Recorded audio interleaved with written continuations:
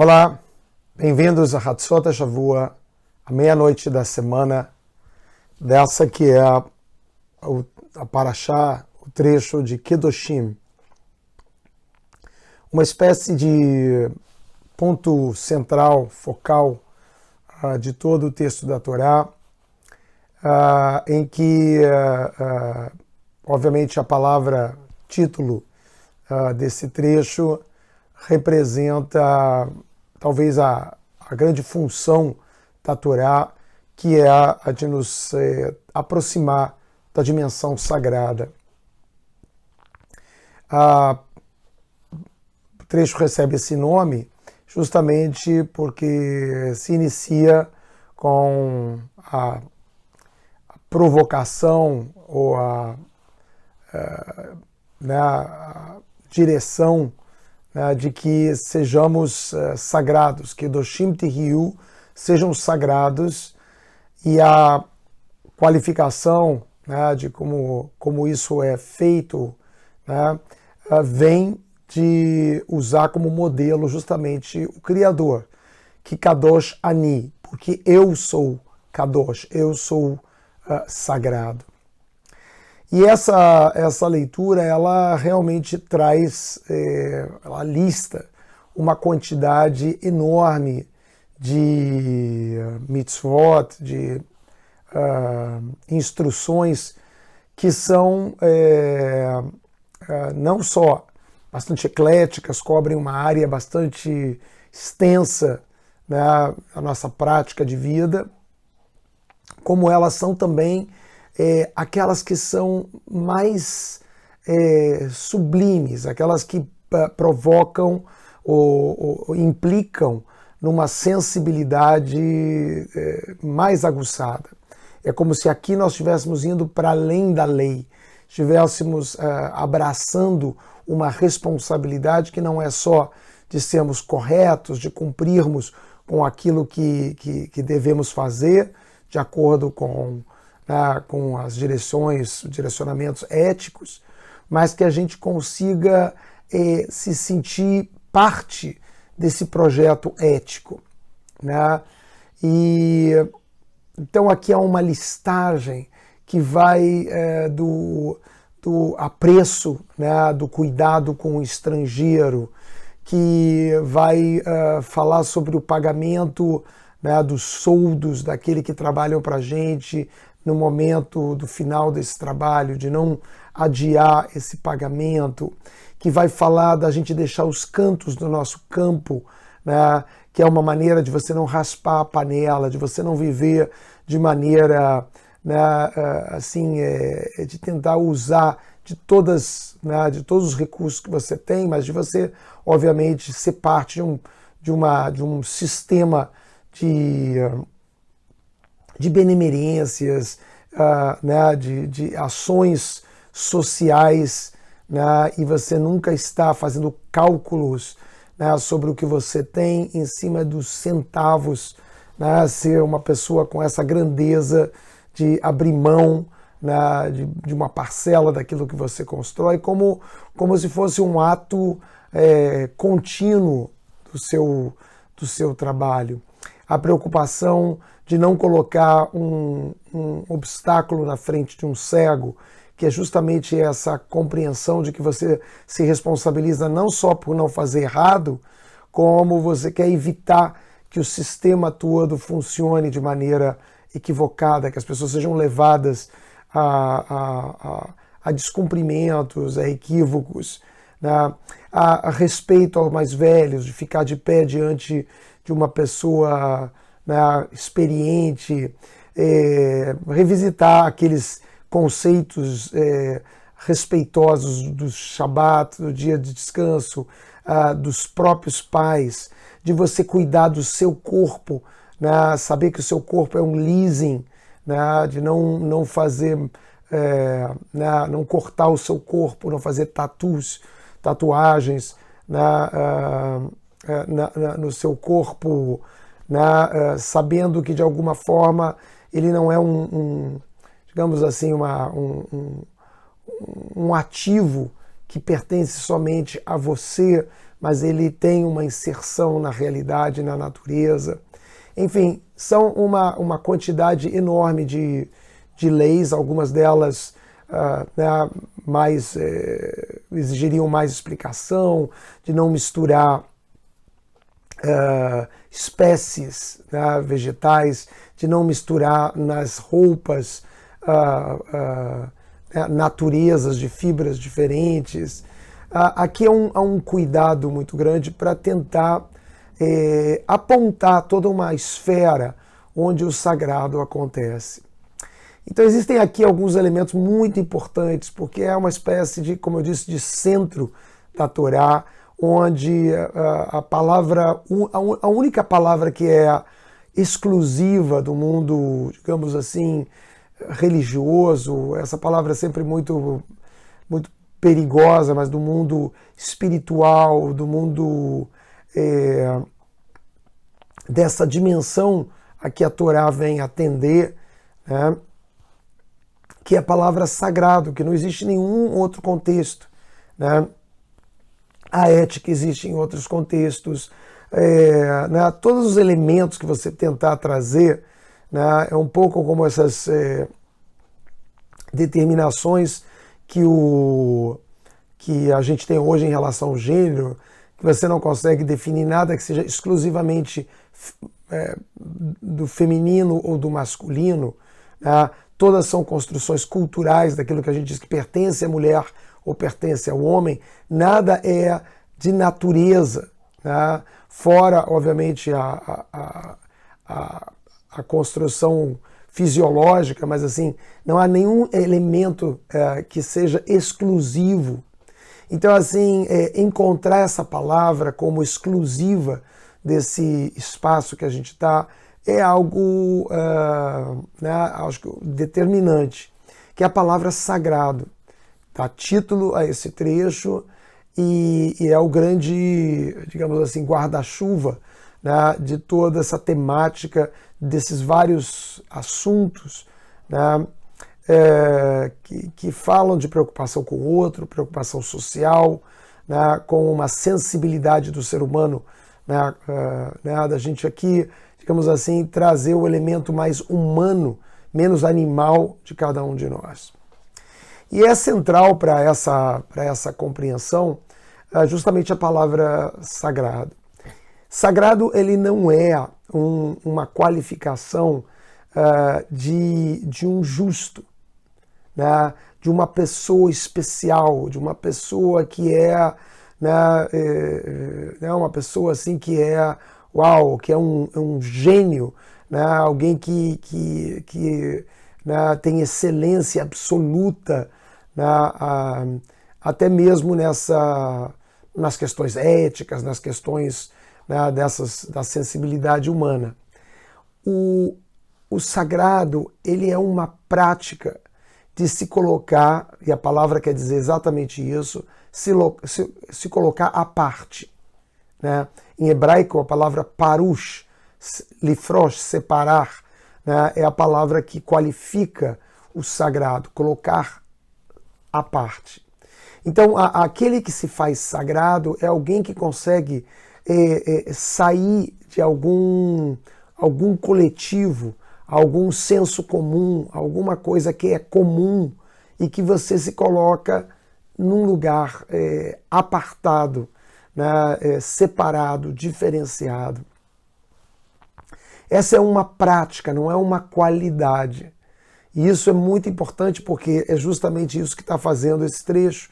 Ele está listando tantas e tantas responsabilidades que a gente podia arguir e dizer que não são nossas responsabilidades. A minha responsabilidade é cumprir a lei, fazer aquilo que é o certo e não fazer o errado diante, digamos assim, da crítica humana. Mas aqui está trazendo uma responsabilidade para com o sistema, como se você tivesse que ser uma pessoa que está preocupada não só com a sua atuação, mas com o bom funcionamento desse sistema. Para fazer isso, você tem que se colocar à parte. Você tem que sair do bolo e se colocar do lado de fora desse bolo, né?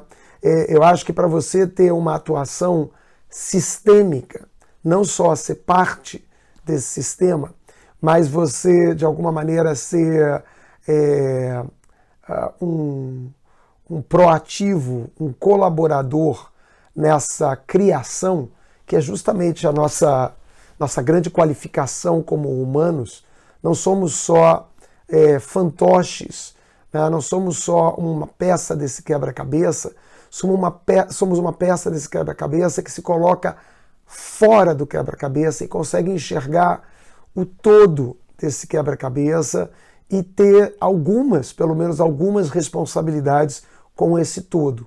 Não conseguimos ter plena capacidade, mas temos algumas capacidades de não sermos só parte, de estarmos extraídos, separados desse bolo que seria a nossa percepção da realidade. Então, essa responsabilização com a realidade, ela é a grande qualidade humana. E quem se coloca nesse lugar se faz sagrado.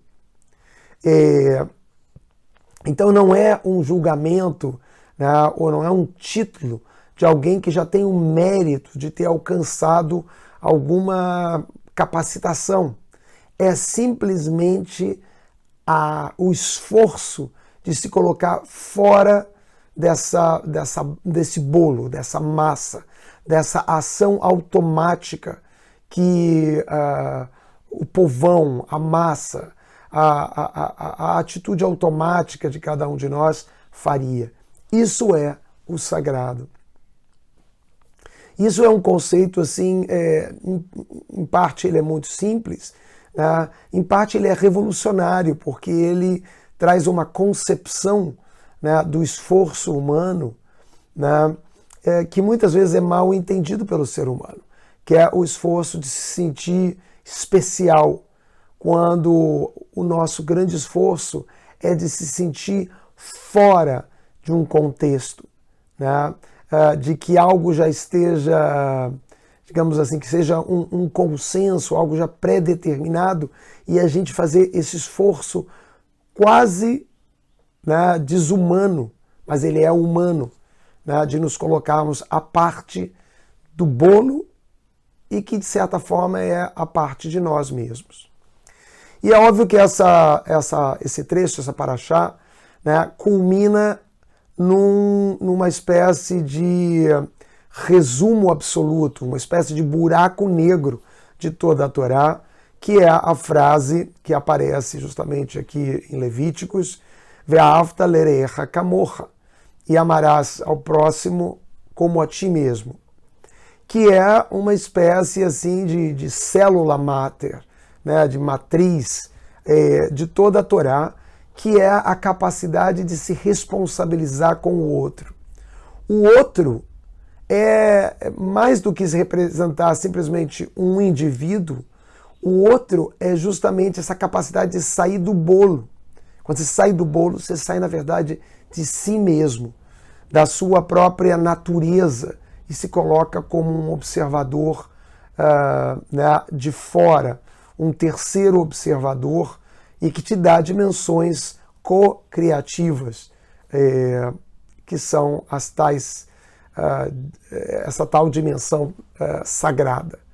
Ao se fazer sagrado, você se faz co-criador e se torna imagem e semelhança do próprio Criador. Não é simples entender essa proposição de amar o outro como a si mesmo. Se a gente parar para pensar, é esse o caminho, é esse o portal que nos leva para fora de nós mesmos. Né? É o caminho ao sagrado, é sair da força gravitacional de si mesmo, ou sair dessa força gravitacional do que parece comum, do que parece natureza. Né? Esse é um esforço muito difícil. Quando a gente vê aqui os astronautas tentando sair da Terra, né? O gasto, a energia que é você produzir um foguete. Né? O foguete, ele representa nada mais, nada menos do que uma energia fantástica que é necessária para tirar você do lugar a que você está inserido. Então, o planeta Terra tem uma força de inserção que, para você sair dele, custa uma energia não natural. Né? É uma energia que tem que ser inventada. Né? Ela é possível com o gênio humano, né? Mas ela não está, digamos assim, considerada numa possibilidade da natureza. Nada do planeta Terra é expelido da sua natureza, né? A não ser por uma energia fantástica. Como um elétron, para sair da sua órbita, né, ele também tem que ser exposto a uma energia enorme. Então, assim, essas são configurações desse lugar em que a gente está ali como parte desse todo, desse quebra-cabeça.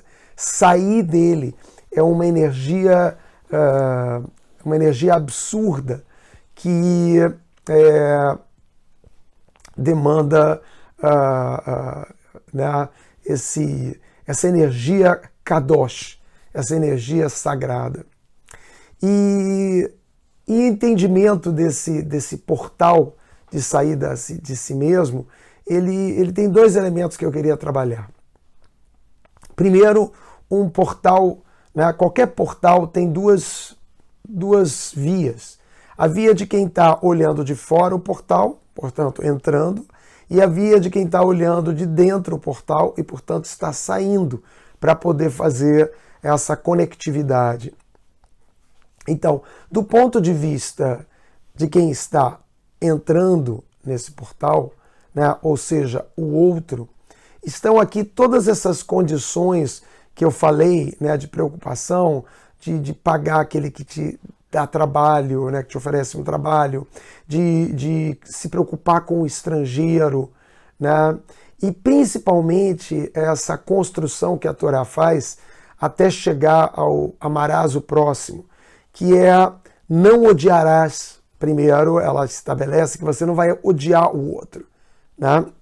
Que é uma função muito presente quando você se individualiza. A nossa consciência que nos permite né, nomearmos a nós mesmos, de percebermos em nós um personagem, um sujeito, né? Ao criarmos essa realidade pessoal, de pessoalidade, um dos recursos mais comuns das nossas emoções é o ódio.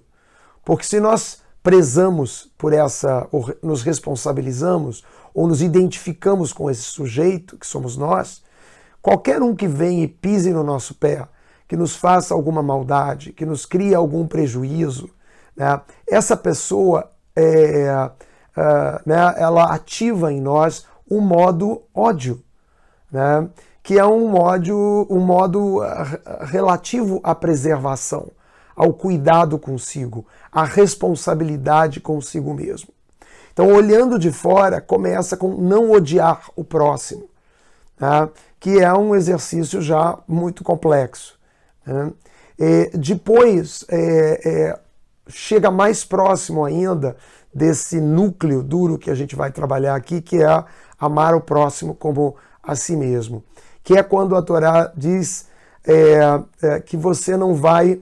São duas palavras, tikom e titor, né? Você não vai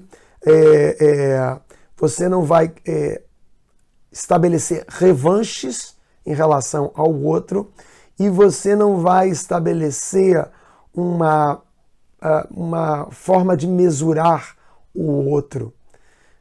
Vou tentar rapidamente explicar esses dois conceitos, que eles são básicos, porque para não odiar, você tem que desarmar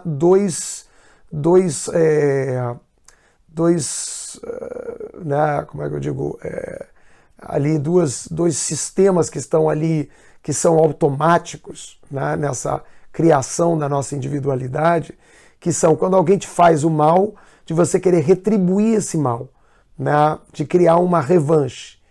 E a segunda forma de reação a esse mal, né, que alguém te faz, é a tentativa de excluir essa pessoa, de tornar essa pessoa malvada, né, e determinar que há uma hierarquia, né, ela fica, portanto, rebaixada a um lugar do malvado. Essas são as duas reações do ódio, né? Então, a primeira, que é a revanche, é a mais simples, que é aquela coisa assim, você queria obter, por exemplo, algo e alguém não te emprestou. Né? E depois você tem a oportunidade, quando essa pessoa precisa de você, de forma revanchista, né, pagar com a mesma moeda e não ajudá-la, não emprestar alguma coisa. Né? Então a Torá está dizendo, não faz esse modo não kadosh, não sagrado, que esse é o modo comum, automático de todos nós. Não faz isso. E não faz a outra modalidade da mesma coisa, que é quando alguém não te empresta alguma coisa, né, e vem te pedir alguma coisa, ou te pedir um favor, né, você tem a possibilidade, obviamente, de não oferecer na revanche, ou você tem a outra possibilidade do ódio, que é oferecer estabelecendo uma hierarquia entre você e o outro. Ou seja, dizendo, você não me emprestou, eu te empresto, eu não sou como você. Você está aqui retribuindo com ódio, não pela via de machucar o outro, mas de causar no outro uma perda de status, de causar no outro um rebaixamento.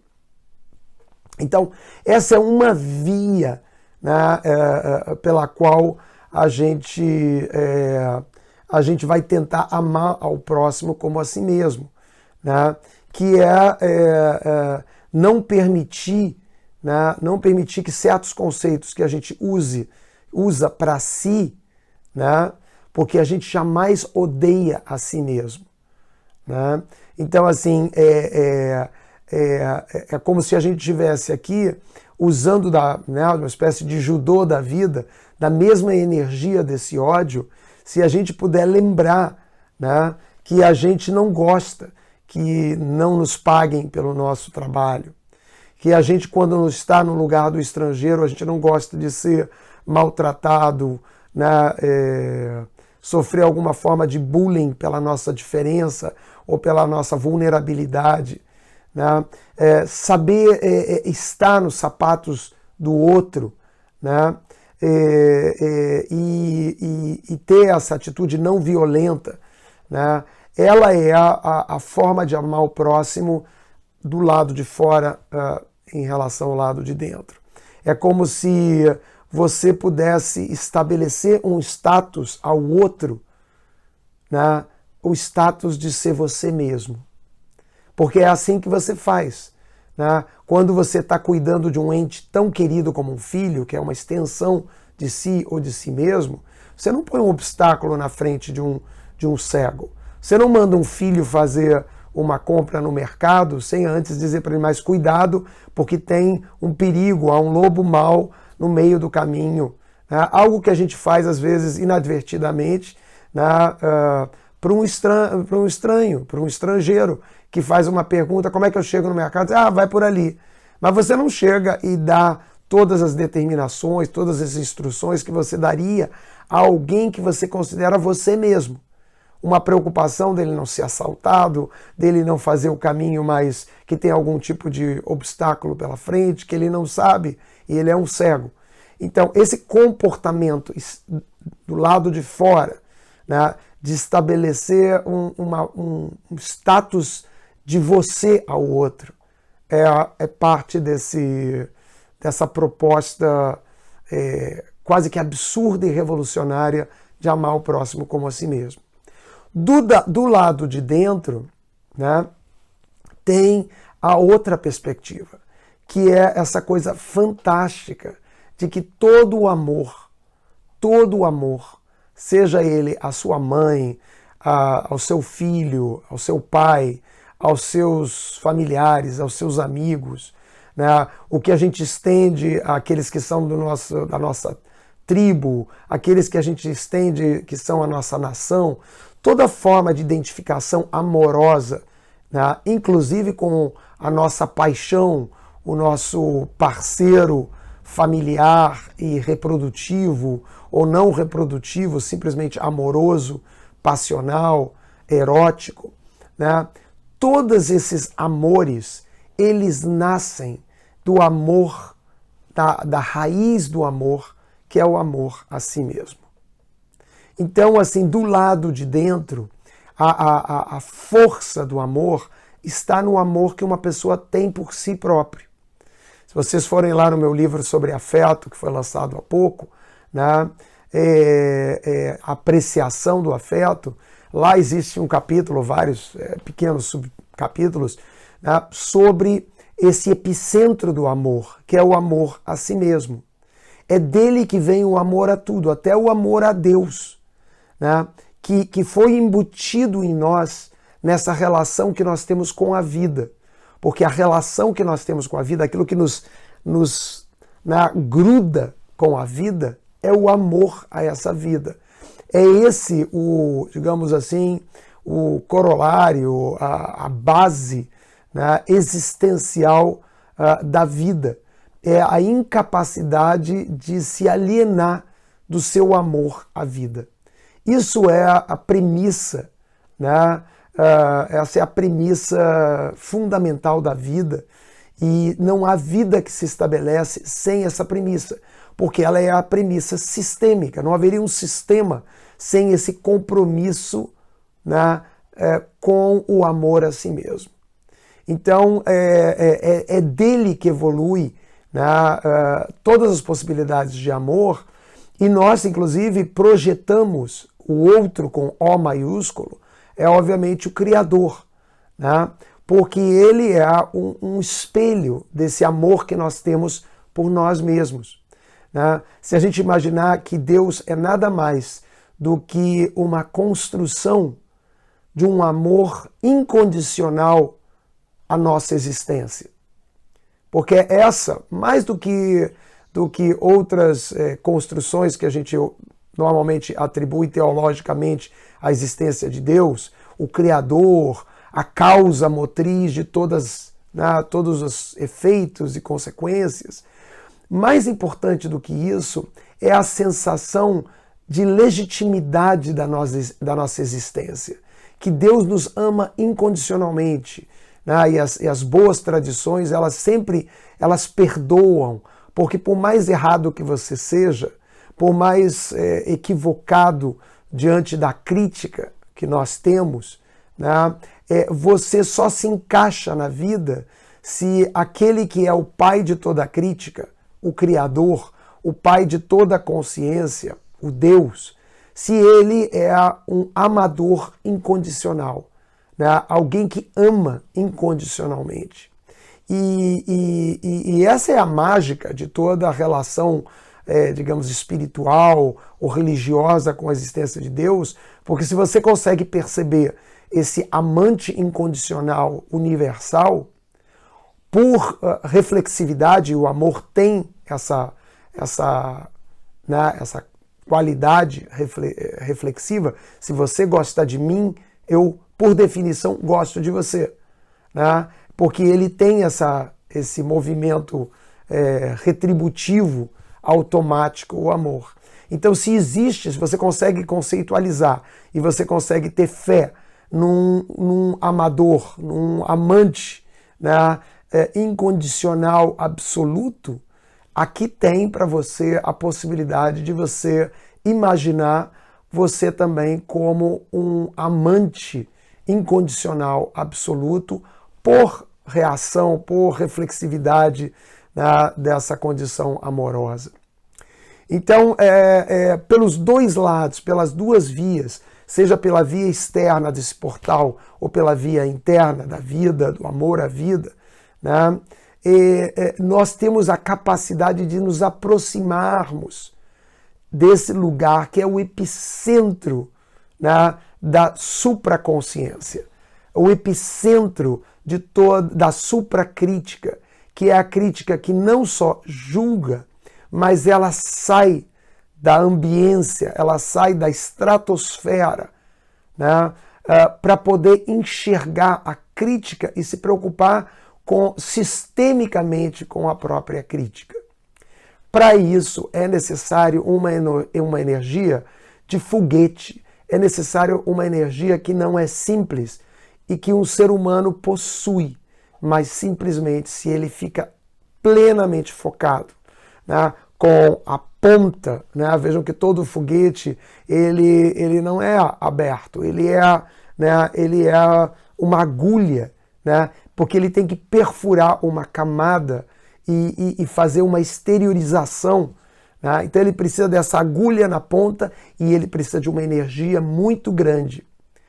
Essa é a nossa capacitação